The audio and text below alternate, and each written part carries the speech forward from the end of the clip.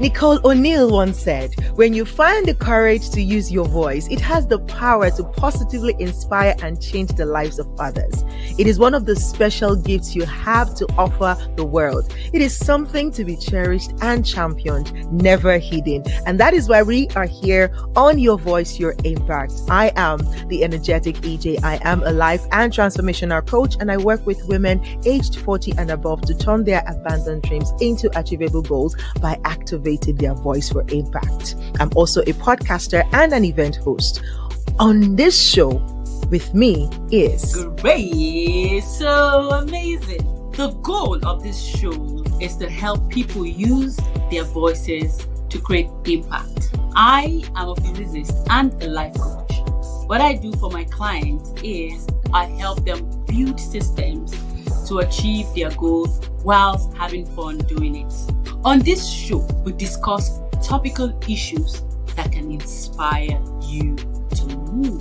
Like, subscribe, and share. Welcome aboard.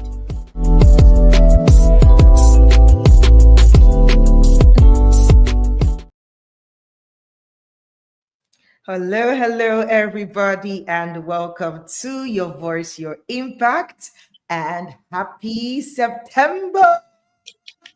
Do you know, in Philippines, this September now, as we enter the Ember month, Christmas has started. Like they start putting out the Christmas lights. Celebration has begun in earnest for Christmas. So wow, I love the sound of that. I know, right? Funny enough, somebody messaged me just randomly yesterday. Also, he said he sent me a picture of of a sweater. A Christmas sweater. Like, if I get you this, would you wear it? I'm like, are we already shopping for Christmas?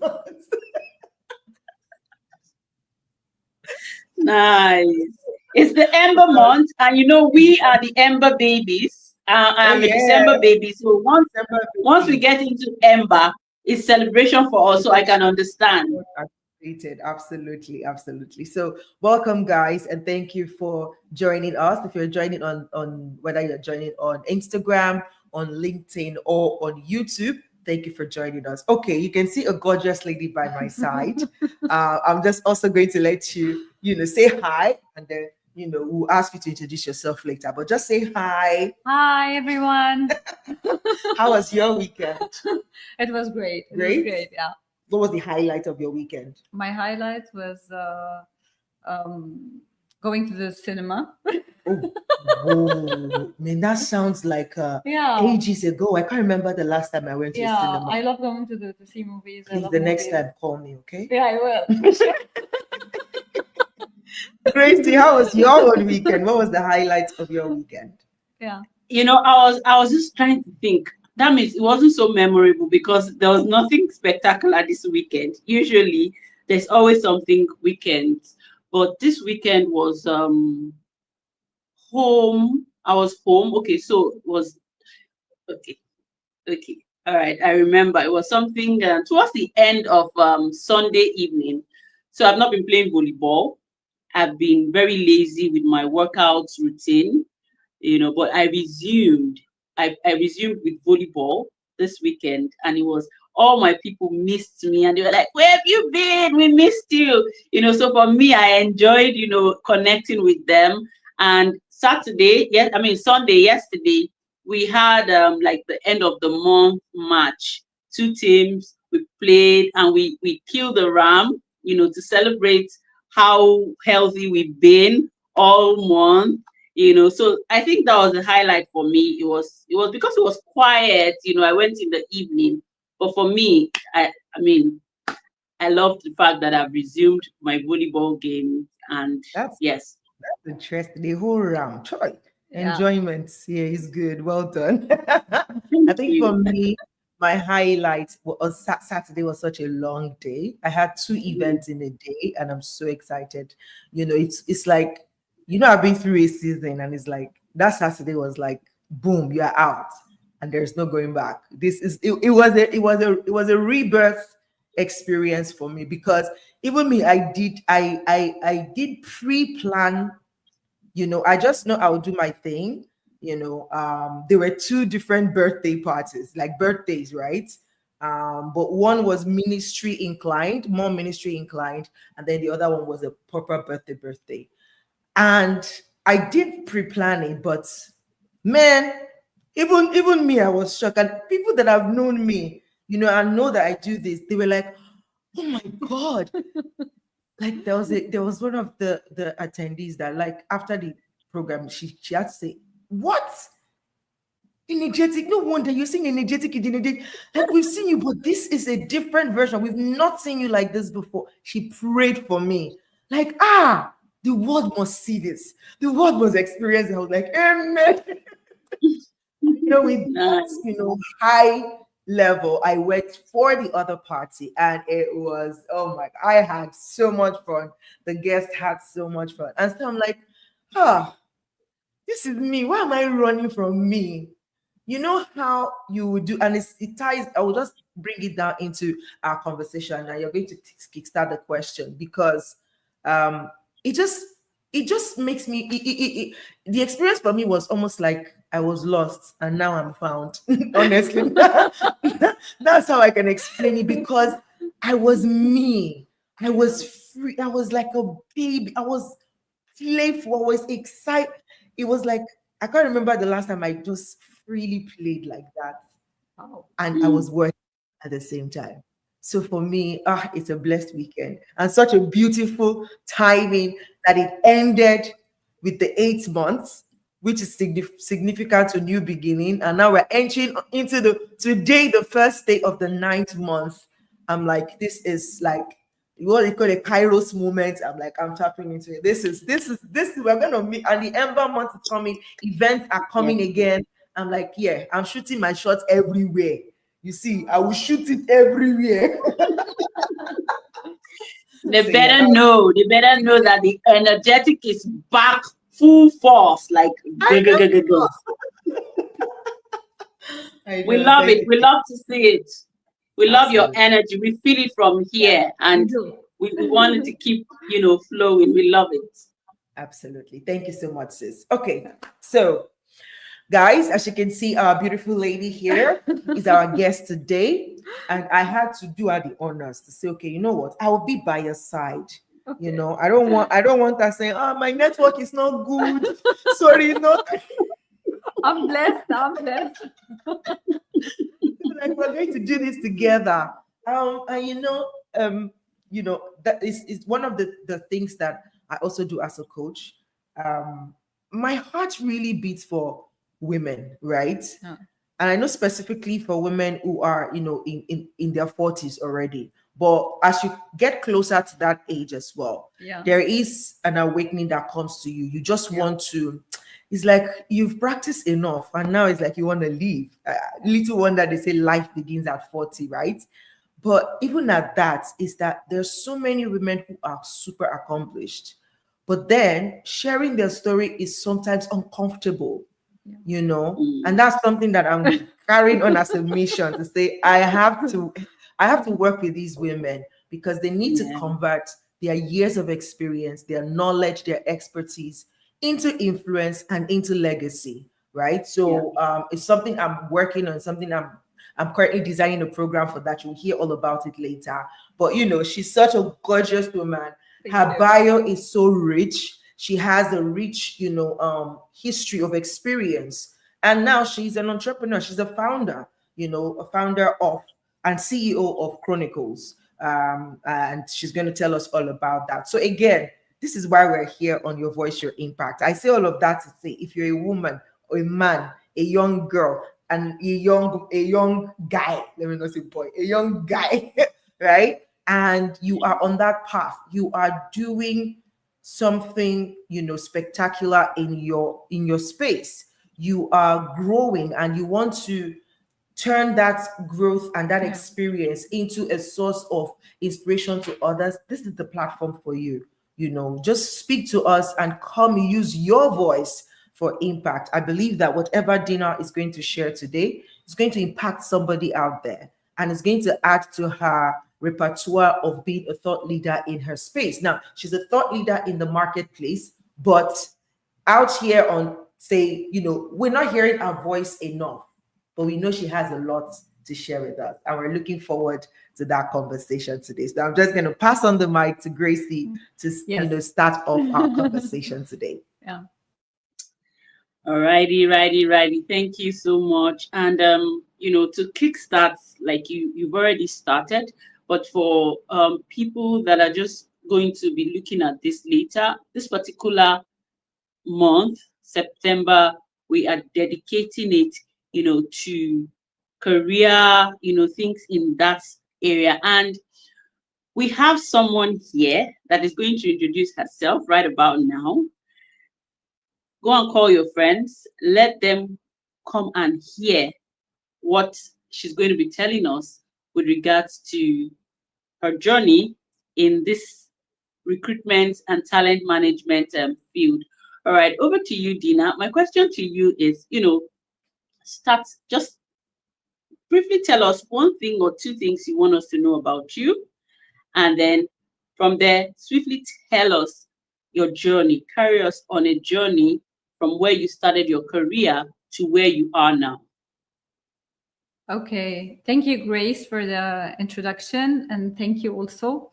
Like as she said, I love what we told us about women and the voice of women, because I also believe that women's voice should be heard, and people should be, like, women especially should be brave, that and not to be afraid, and they had to have that courage to speak.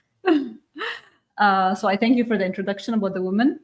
My name is Dina Al Obaidi, and I'm the founder and CEO of Chronicle Jobs. It's a company based in UAE. I have more than 20 years of experience in the logistics industry and the supply chain industry.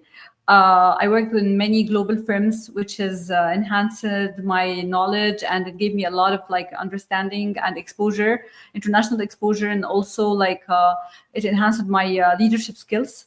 While working in that field, I learned about experience and how the experience and how the people that we were doing operations at that time. But I have believed that behind every person, it was behind every operation, it was the people themselves.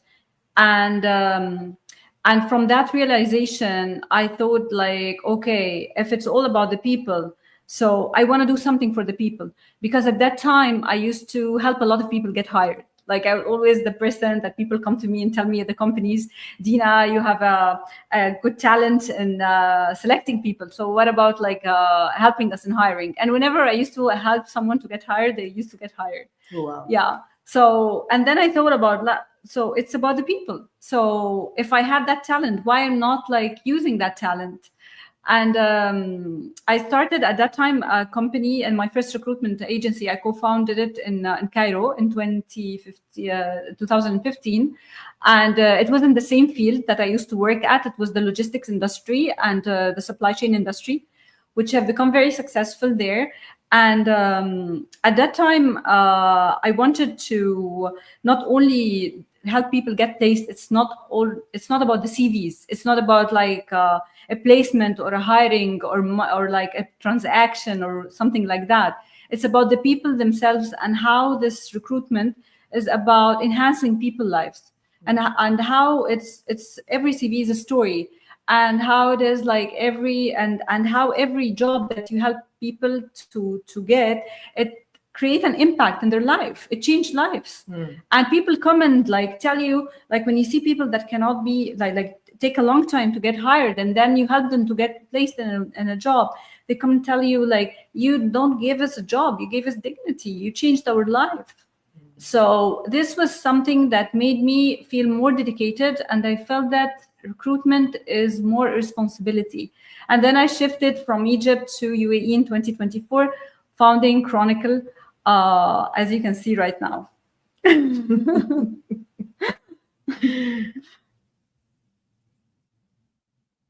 So yeah, I love it.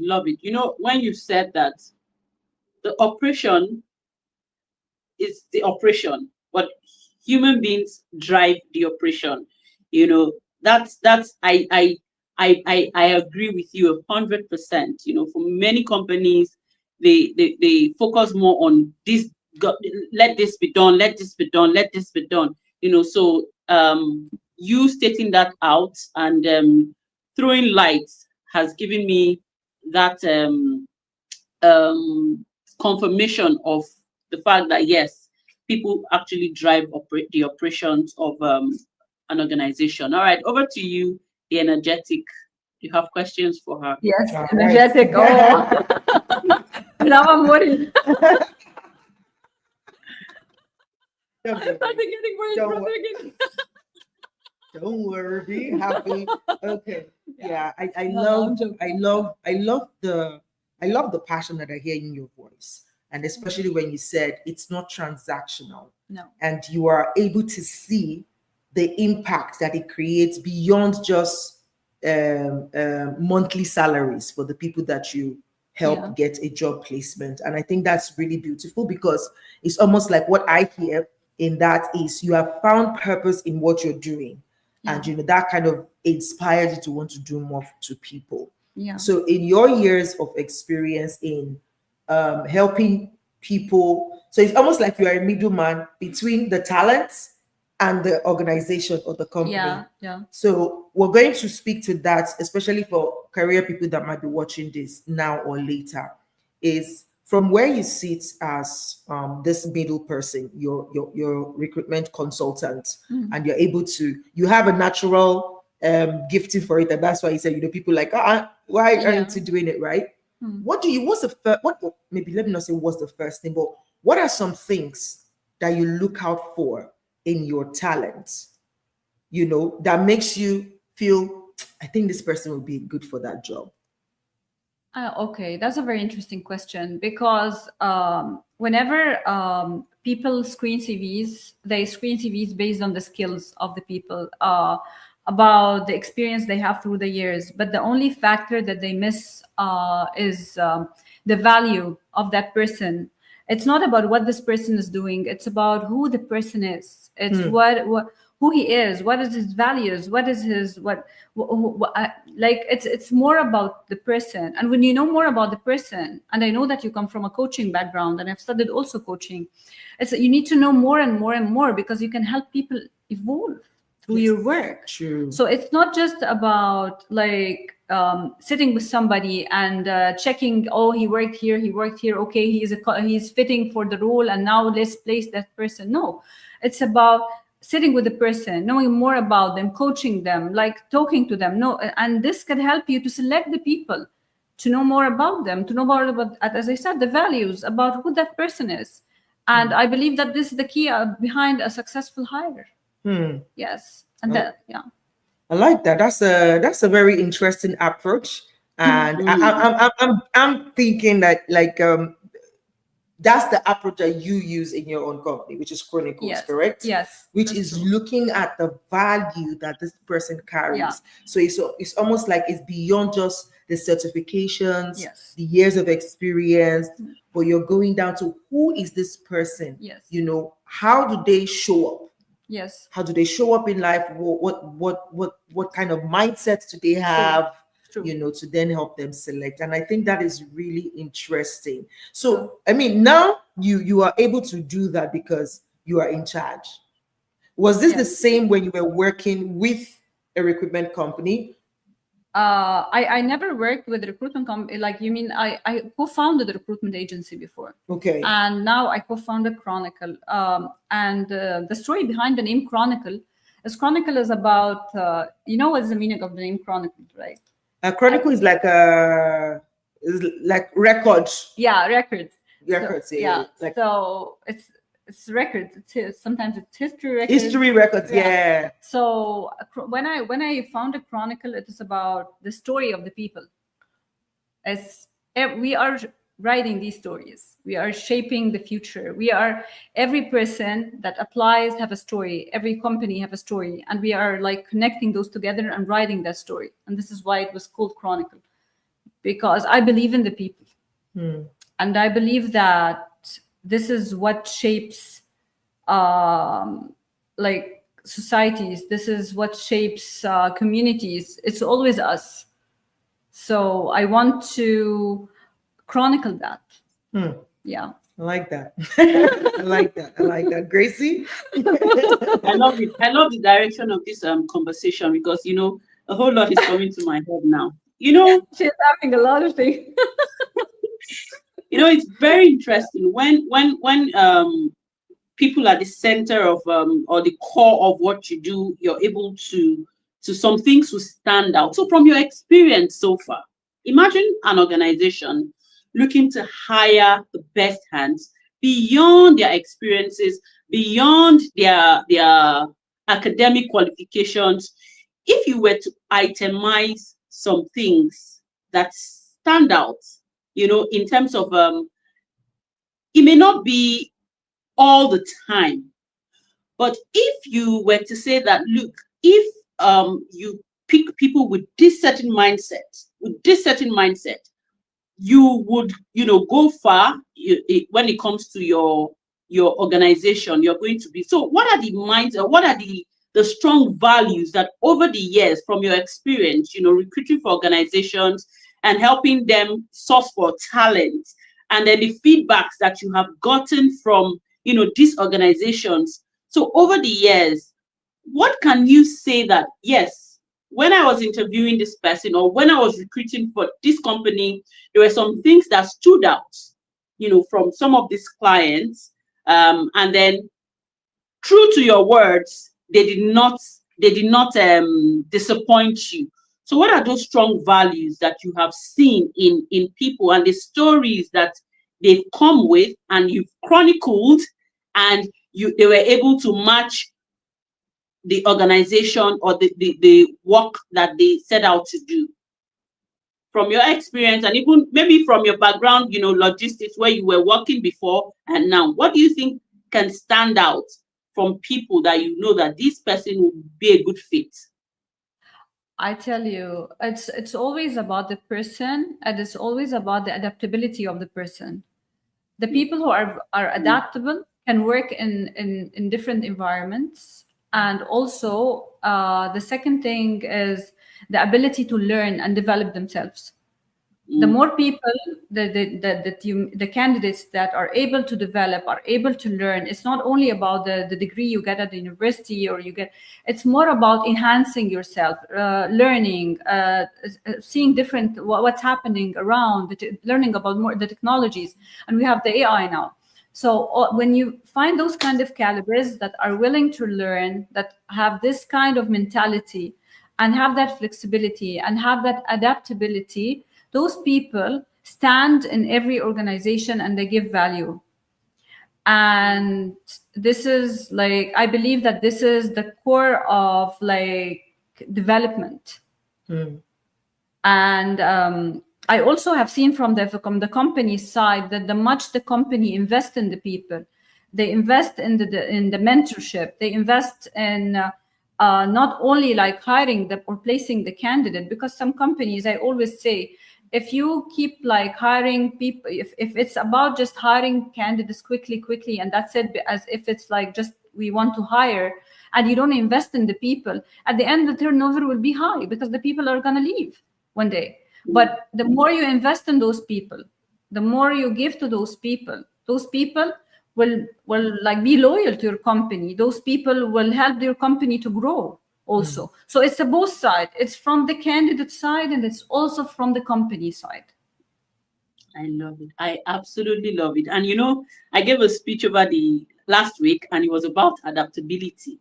One of our characteristics as human beings would be our adaptability skills, and it differs from one person to the other. And before I throw the next question to EJ, before I give EJ the mic to take the next question, what struck me when you were speaking was Gen Zs.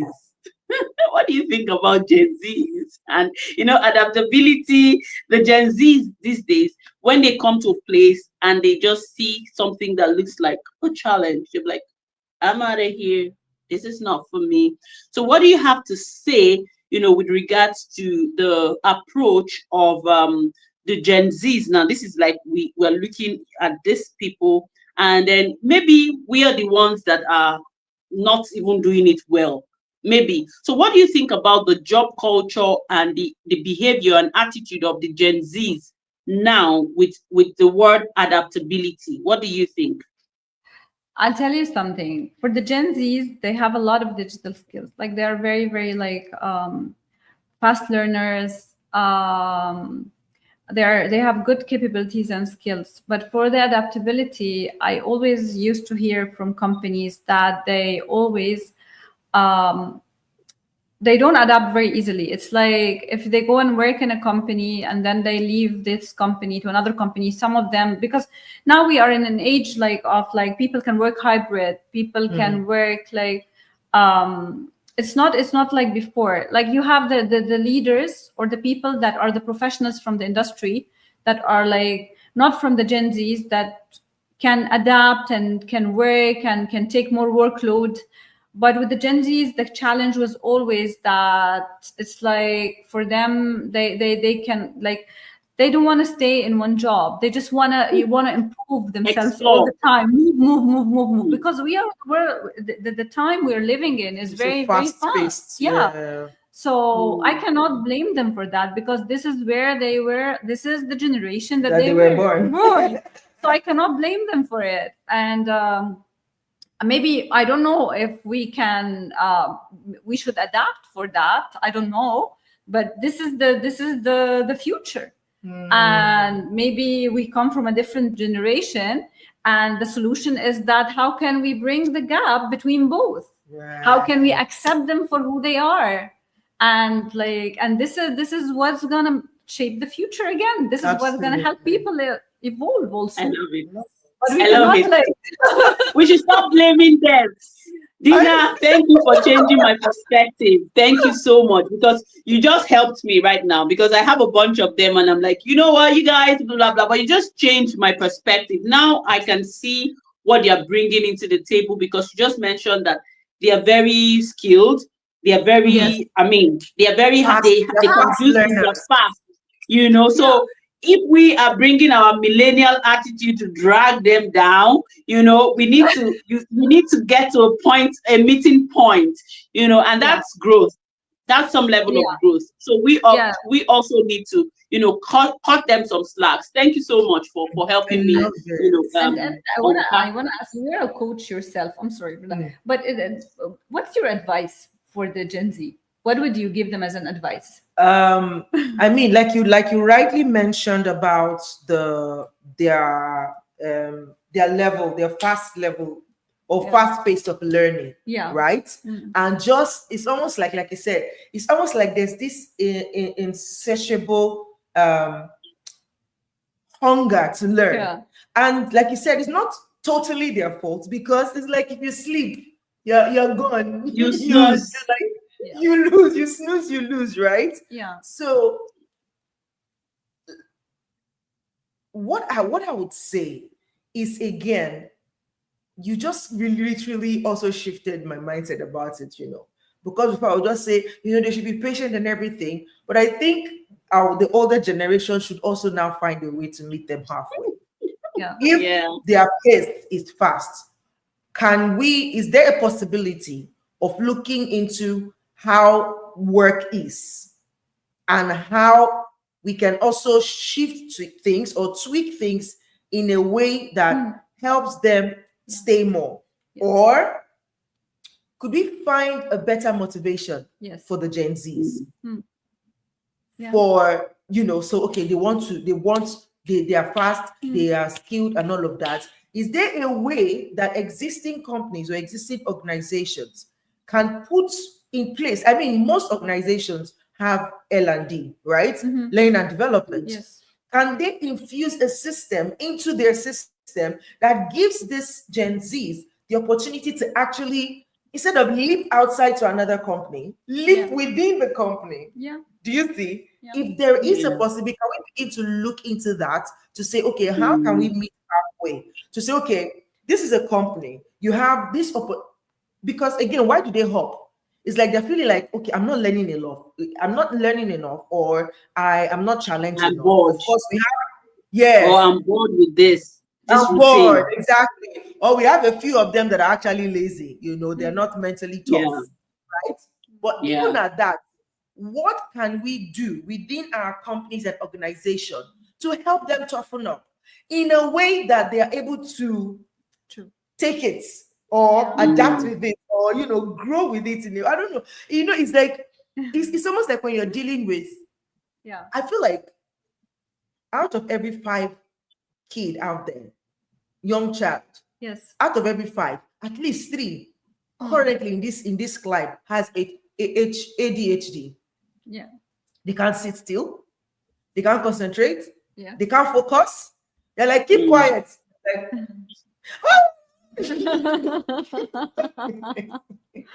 right? They can't sit still. So, and you can neither neglect them or completely shut them down. We cannot. Do you get? No, you can't. So we constantly are thinking of, okay, how can I help this child to learn? Okay, does it mean because I watched a very short clip on LinkedIn one time of a particular how they use this candid like cameras, and they were recording this child. So I think he is neurodivergent, and they were showing us the doctor was trying to show us that this child, when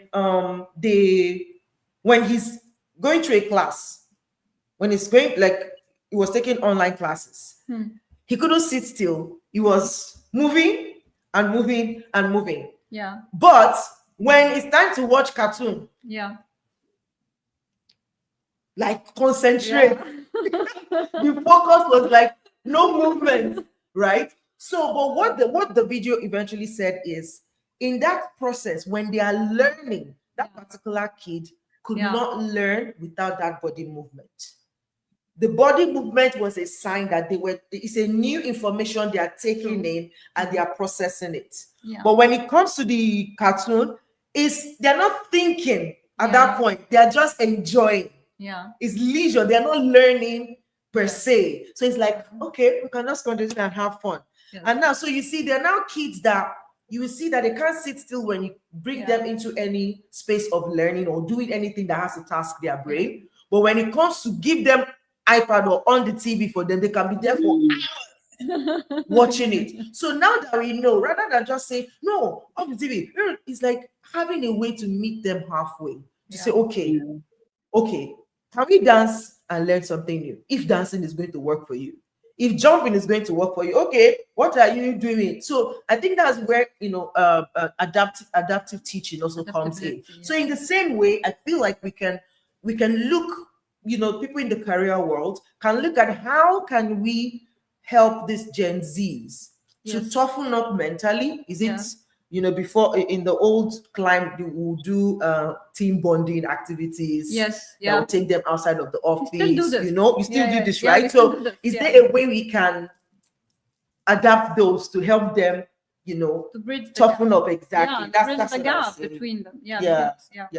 Wow. Yeah. But thank you for just highlighting that we need to meet them halfway and stop giving them a labeling like all these Gen Zs. And stop being old school. Let me quickly add something. I saw one. I was working with one, and I'd given her task. She finished it. Blah blah blah blah. And then I was busy working in my own mind. I was busy working, seriously working. I would see her not doing anything. And me, I don't like sitting still, not doing anything. I'm also very active. If I'm not doing something, I would create something. So I now gave her something to keep her busy. The goal was for her to type and just, be busy. Do you know when I gave her what she was supposed to type? She just took her phone, snapped it, and scanned it into the. I'm like, what's wrong with these people?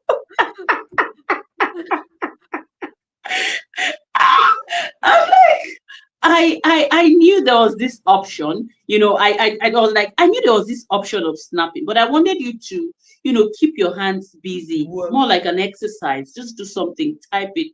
Like, so for them, they are goal oriented. What do you want to achieve at the end of the day, right? You want us to get this thing. That's on the end goal, right? We'll get it done. That's the end goal, right? Whichever way I do it is my business.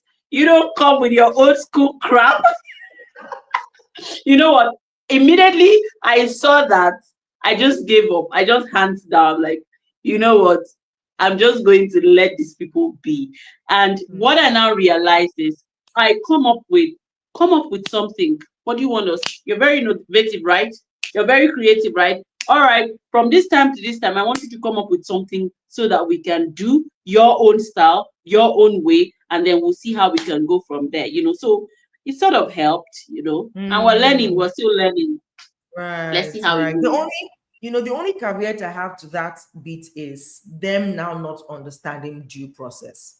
So it's like they always want the shortest cut. And some things in life cannot go through shortcut, no matter how no matter how much. Well, it's getting worse with AI. We're going to talk about AI. It's getting worse with AI because I wanted to say, no matter how much you try, if you get pregnant today, it's still going to take you. Can't give birth today. You wait. But I'm like, babe, it's changing. With AI, they are fast tracking a lot of things. Yes. So it's like, okay, that's no longer a fact, like 100% anymore. Do you see? So, but honestly, and I think that's one of the places where the Gen Zs, both in career and every other area, are struggling. Due process. They're like, why are we wasting time? Yeah. Why can't we get this now? It's the same thing with the babies who are not, if you're not careful, they want the device and they want it now. Yeah. And if you don't give them now, they throw tantrum. But that's the thing. That's what we're missing. That's the trade-off. And that's the bit that we need to be careful, about. Let's talk about AI. I want to add something on what you're saying is I used to hire myself like the Gen Z people, like candidates, and I used to coach them also because in my company that I co-founded in Egypt, I had a lot of them, and the thing that I agree with you in everything, and I found is a very good solution that when inclusivity is important and making them feel that they are heard because they are doing what they're doing because they want to feel heard also. And when you hear them and when you try to learn from them, because I honestly learned a lot from them, because it's not just me coaching, it's not only me helping them to understand a lot about the business, but also I learned from them. So at that time they started listening, they started like accepting, because I believe that everything is about acceptance. Once you give the person in front of you the acceptance, it motivates them to grow. So what do you think about that? Absolutely. I agree with you. Now, somebody was asking me recently, like, what's your leadership style? Yeah. And I'm like, number one, I'm an empath, right? So I like to put myself in people's shoes a lot. Yeah. And so my leadership style is always leading by influence. So help you see what it is we are working on, what your role is in it, how important your role is in it. And if you can't see that, you are going to put in your best, because I am adding, because I feel like intrinsically as human beings, we want to add value. Yes. We want to feel important. Yes. We want to feel like we are a solution rather than just part of the problem, right? Yeah. So if you can make anyone, Gen Z, old Z, old these or right? If you can make anyone see the value that they are bringing on board, like it's not just to them, but you also recognize it. It brings that motivation you talked about. So like, okay, they hear me, they see me. Okay, I'm going to do this right. So let's talk about AI quickly. Okay. How is that affecting career? I believe that like AI technology now is reshaping the future of hiring and everything. As you can see that the AI, automation, global platforms, like these are all helping in this, in like now talents can be accessed like through those platforms. Right. Yeah, globally. And this is like, it's very fast and it's it's a very I can see it that it have both sides. It have the good part, the good side, because it help you connect with jobs on a global level, very faster, more efficient, because AI now is helping and also in the screening and the selection process through the automation. The other part that I always believe in, the human factor, that the AI and the technology and the human factor and like should be together. It's not about the AI and the technology only, and we believe that this is going to solve the problem. No, because okay, the AI can help in the screening, the AI, the automation and everything, and screening the CVs and helping in the hiring more efficiently, quickly and faster. But what about the person? As I said in the beginning, what about the person? What about the values of the person? What about who is the person? So this is also important, and you need the human factor and the human touch to interfere in that, because we are the people who sit and interview, even if now the interviews are automated and everything. But again, it's about like, you are the person who hires, you are the person who select. So the AI cannot do it alone. We have to be there. So it's the AI and the people, but the AI alone, I don't think that this is going to work. Justice, yes. I don't think that, because it cuts out the human parts. From the it cuts the human part. So it's the technology and the people together. This is the right thing. But like algorithms, it cannot like assess the values and the culture fit. I don't believe in this. Right. Yeah. You cannot access the culture fit, actually. Yeah. Right. That's so true. Gracie. Yeah, I mean, when it comes to, so someone randomly is looking to be hired, someone want to position themselves to be hired, and the person comes to you like, I think I'm really good, but you don't really know what these people look out for. I know I'm good. I can do stuff, but I really need to talk to you because you're in this space. I need you to talk to me. If you were to talk to me, in 5 minutes or 2 minutes, what would you tell me to help me pitch that?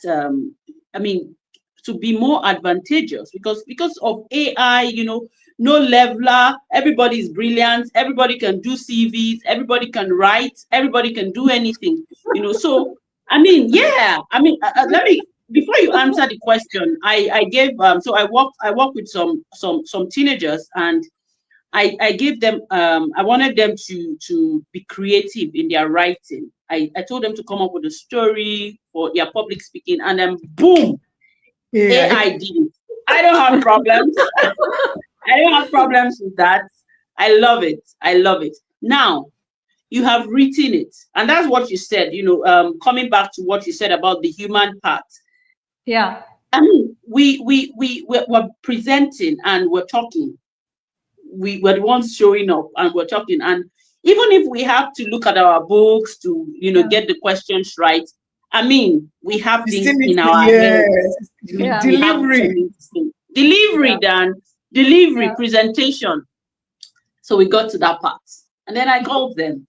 Beautiful stories. I read the story. It was like ready for the Grammy Awards. I said, "We're sure this is now." You wrote the story right? He said yes. You wrote it right? Yes. Now come and in just 5 minutes, present that story to me and take me on a journey. I want to enjoy the story listening to you. And that was the issue. So that's just a background of some of these things that we see. So some people are honestly brilliant, they're honestly intelligent, they're very good at what they do, and they go for interviews and they don't pitch, they don't get called, and they continue to ask themselves, where did I miss it? What did I do wrong? What did I say? What was it? So if someone was in that position and you were to speak to that kind of person, what are the things you're going to say to that person that will keep them, that will help them get more scores and more positioned for hitting a good job? So we are talking about, like, now it's you mean the rejection, when people get rejected? Because Yes. I face this a lot, and being an empath, the same like you, it's some companies, they don't give an answer. They just don't respond. They don't give a feedback. And they don't understand how important is a feedback for a candidate, how important to tell them. Like, some companies, they send an email, but some others, they don't give a feedback. And it's very important for the candidates to know. And that's why I always call the company, say, we need feedback, because the people need to know what's the problem. And I always tell the candidates that rejection is not a failure, it's a redirection. It's a redirection. Don't take it as a failure. Take it as a redirection from, like, maybe it's a redirection to another job. Maybe it's something else that's going to open up to you. Like, but don't take it as like, okay, I'm failing, I'm applying for all the jobs and all the doors are closing. And I hear this a lot from a lot of people. Mm-hmm.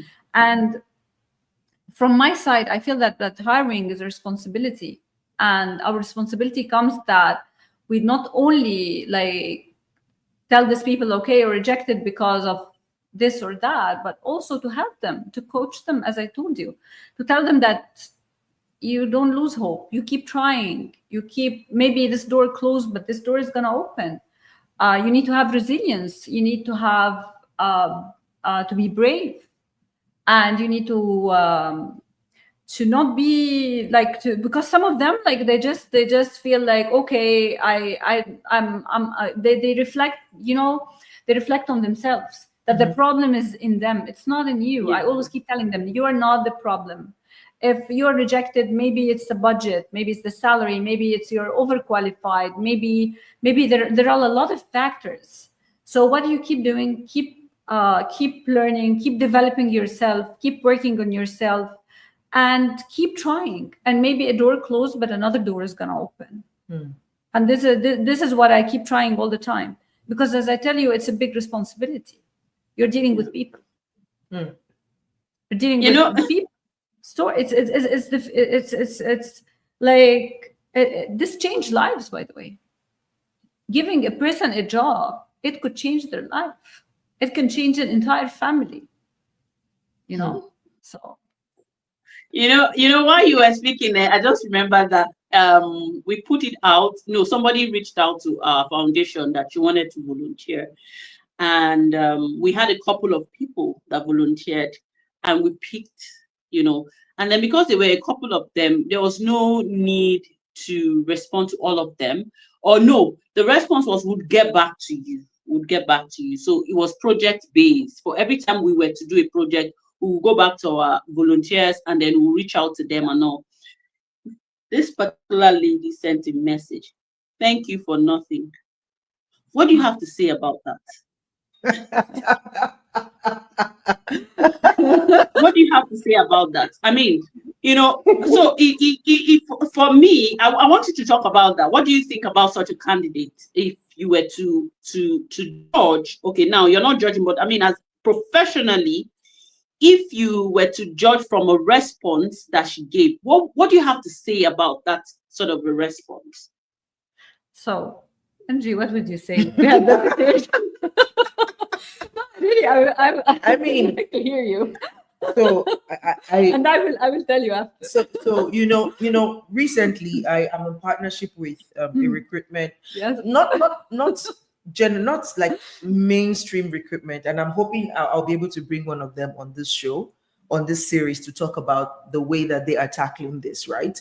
Because the gap that Global Early Careers is tackling is to give opportunities on both ends, to say that the especially early career professionals, because one of the major challenges they are having is, like, you get a job opening and they're looking for 5 years experience.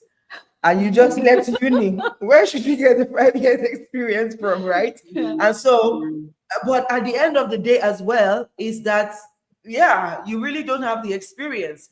And some of this company, like you said, especially the ones who won't give you the feedback, They don't have that luxury, right? Some of them don't have that luxury to test run or to even train anyone. They want somebody. Do you get? They want somebody who has done something, who has a track record, who people can vouch for to say, just come and do the job. That's what we want. We don't have time to train. Do you get? So there's those two schools. So what Global Early Career is doing is bridging that gap to say, okay, to the company, it's on us. We will source for this talent. Give us your job opening. We would deploy these talents to you.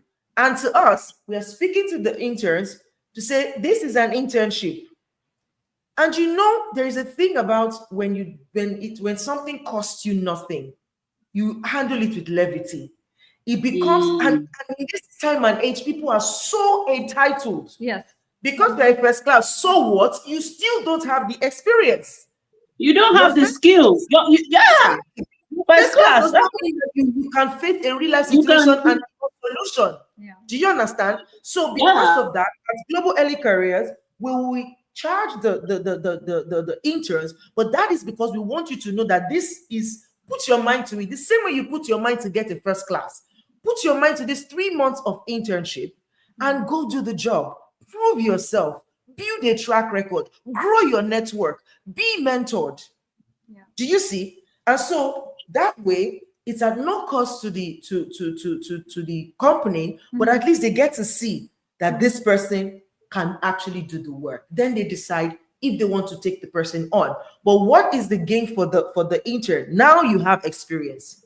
Now you have a track record. Now you have an organization that is vouching for you that we know this person. So easily now, if you've gone through our internship program, we can easily go to a company and say, you have a spot, we have the candidate. We know this candidate will do the job because we've tested, they are trusted, hire them. They would take our word for it and get them hired. Do you see? So that's one of the things that we're talking about. But then come these people with entitlement. To say, you say we will get back to you, and you're saying thanks for nothing. Are you okay? Do I owe you? Like, do I owe you a job? Like, I was like, it's irresponsible. It's not accepted in any client. It's not accepted, especially professionally. Like the other day, I was also in a webinar, and the lady that was speaking, the speaker, is a recruiter, and she even does this like as a CSR, a personal CSR. So she offers. You can slide into her DM on LinkedIn and ask her questions as she will answer you, and then you send your CV to this person. You did not pay, because recruiters, you pay them to do this job. Do you know what I mean? You pay them to source for the job for you. You didn't pay this person. It's not like this person reached out to you to say, oh, I think you're a talent. Let me know. You reached out and you sent your CV. And this person, did you even for once think that as I'm sending my CV, probably 1,000 other people are also sending their CVs, right? Then she didn't respond in like a day or two, and you are now bombarding in the DM. Like, if you know you will not give me a job, please just let me know, rather than keep quiet. She was in shock, like, wait, what? So there are people like that. So what would you have to say? Dina, what do you think? It happens a lot, and when I get that, you keep getting those messages and those phone calls, and some people sometimes they have that kind of attitude. But again, I can say that my way is that I call them and I tell them that your attitude should be 1, 2, 3, 4, and this way you're not gonna land a job. So you have to think about your attitude. I use honesty with them.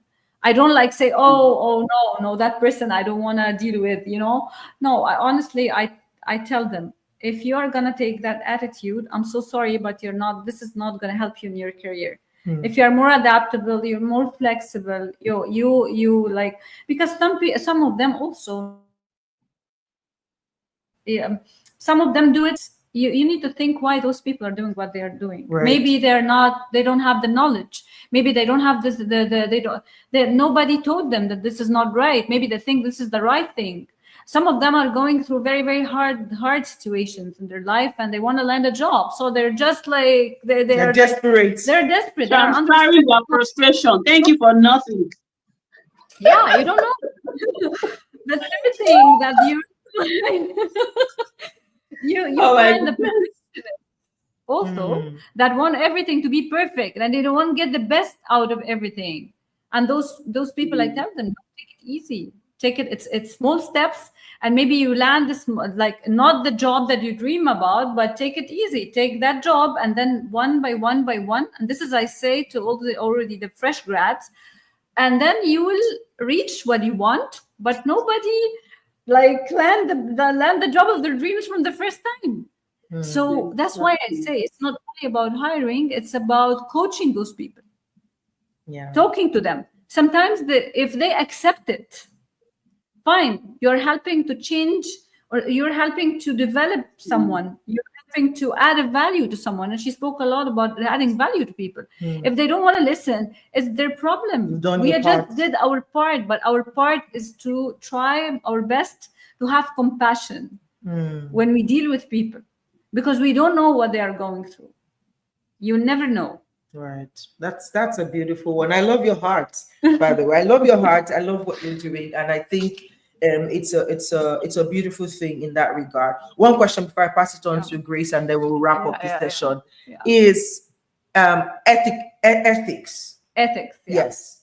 Talking about ethics, like this is one that you just talked about. Your own personal ethics, which is not to jump into conclusion regardless of the attitude of the candidates, to then try to be empathetic. I told you. What could this person be going through? Because it's like nobody in their normal state of sense should do this. And I did not offend you. I don't know you before. So why are you upset at me? So something definitely has to be going on. So what do you think about ethics, and how is it showing up for you in Chronicles? I believe that ethical recruitment is very important, and you need to respect and treat candidates with dignity. And the candidates, it's not about numbers. Candidates are not numbers that you're hiring. These people that you have always to remind yourself that behind every CV, behind every hire, there is a life. You are impacting the life of a human being. So be ethical. Have that kind of ethics when you're dealing with people. When you help people develop, as I said, and when you help people to grow, those people will add value to you, will add value to your business. Not only for me, like as my company, but I advise every company. I give them that kind of advice. When you treat people with respect, because I hear a lot of stories where people are not treated with respect in some companies. They are not valued for what they are doing, and they come and complain sometimes and tell me, we wish that we are valued, we wish that we are invested in.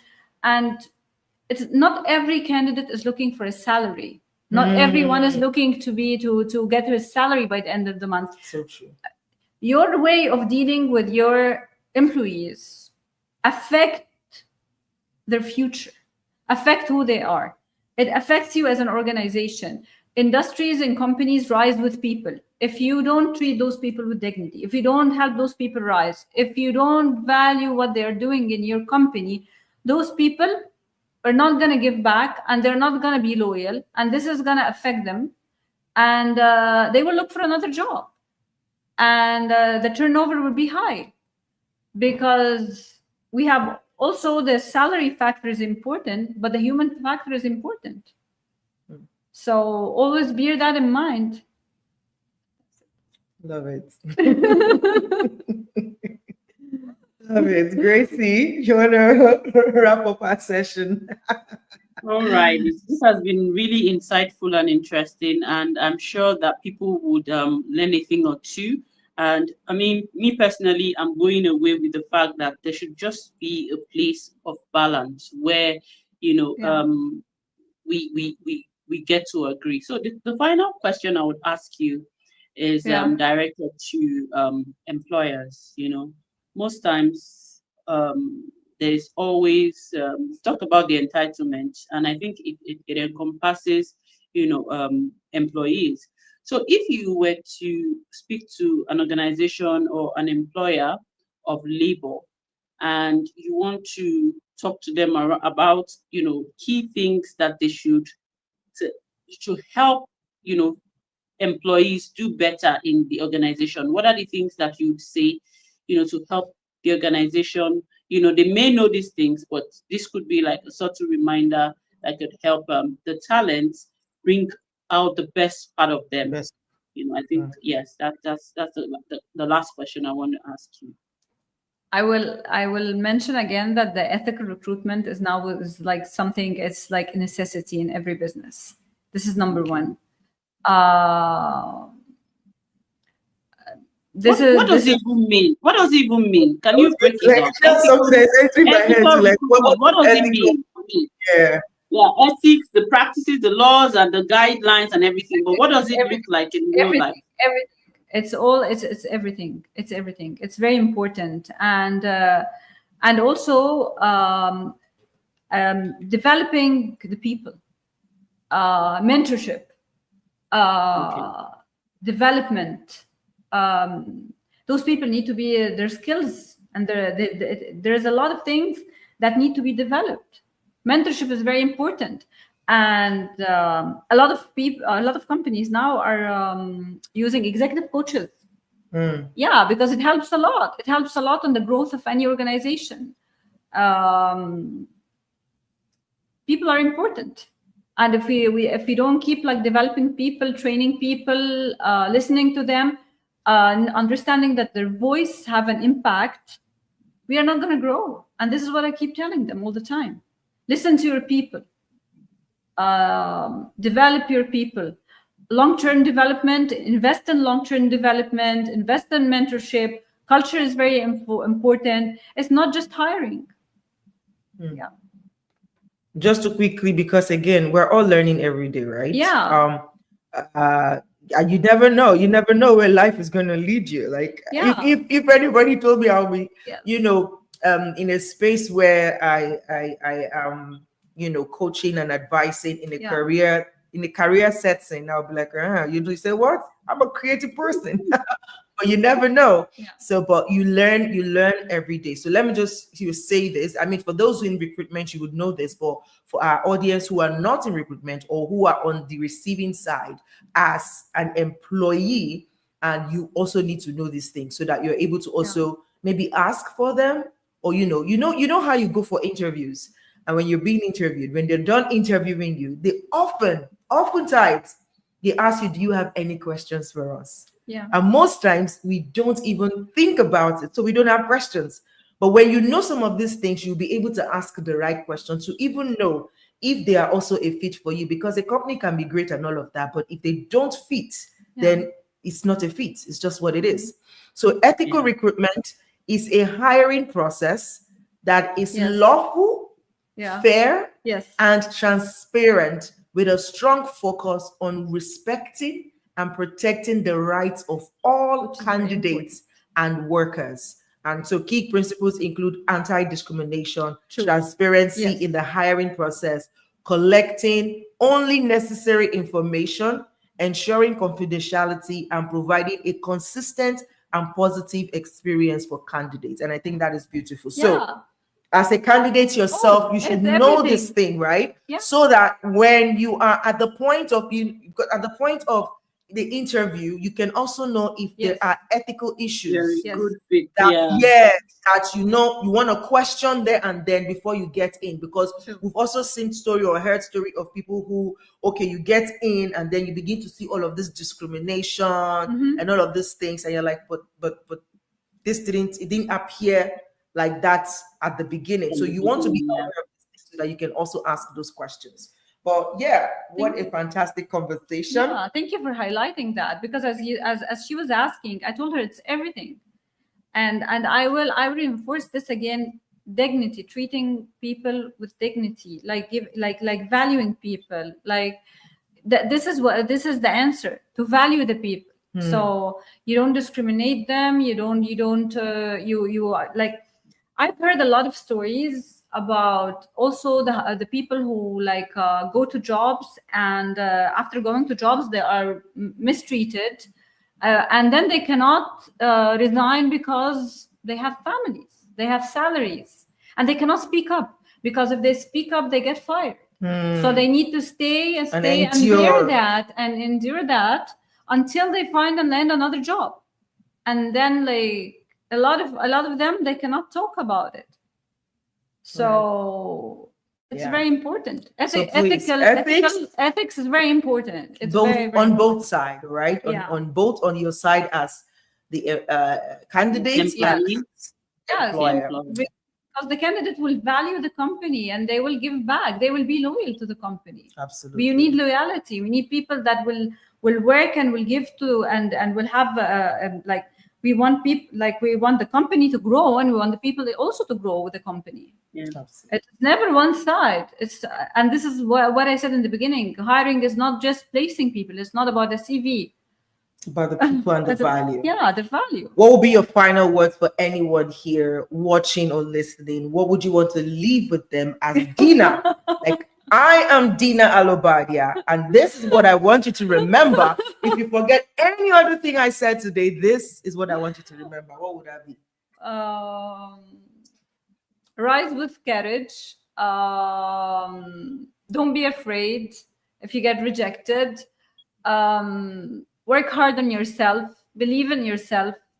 Don't ever take a rejection as a failure. Be ambitious. Not everything comes quickly.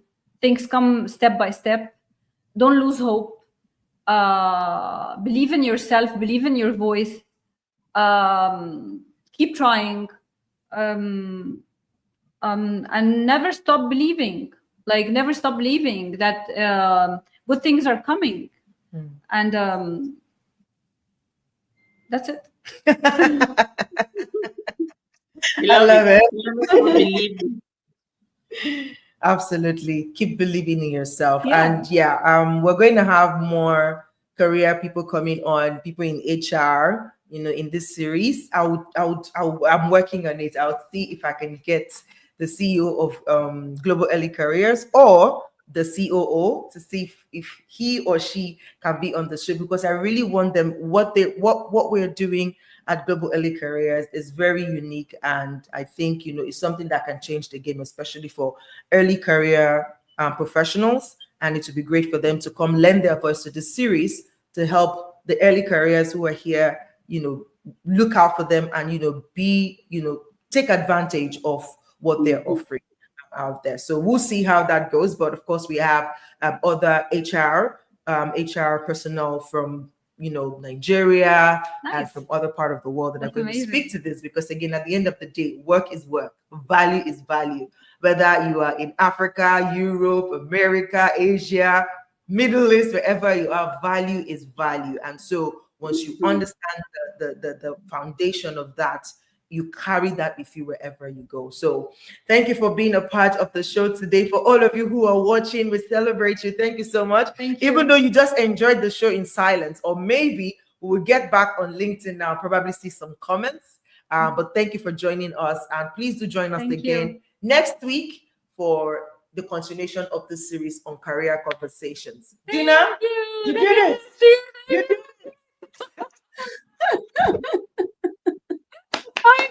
I'm hugging you guys. I'm hugging you ladies from here as well. Thank you. It's a pleasure having both of you today. Thank you. So you hear that, right? So if you have a story to share, you have your voice, don't worry, you are in safe hands. We will carry you gently and land you properly. But at the end of the day, your voice will hurt. You see, she was like, let's keep talking. I'm ready now. Like, bring it on. This will be the first of many. Yeah. Thank you. Awesome. All right, guys. We will see you again in the next one. God bless you. Have a fantastic September. Yeah. And keep being beautiful. Like she said, never give up. Keep shining. Don't give up. Bye, guys. Bye.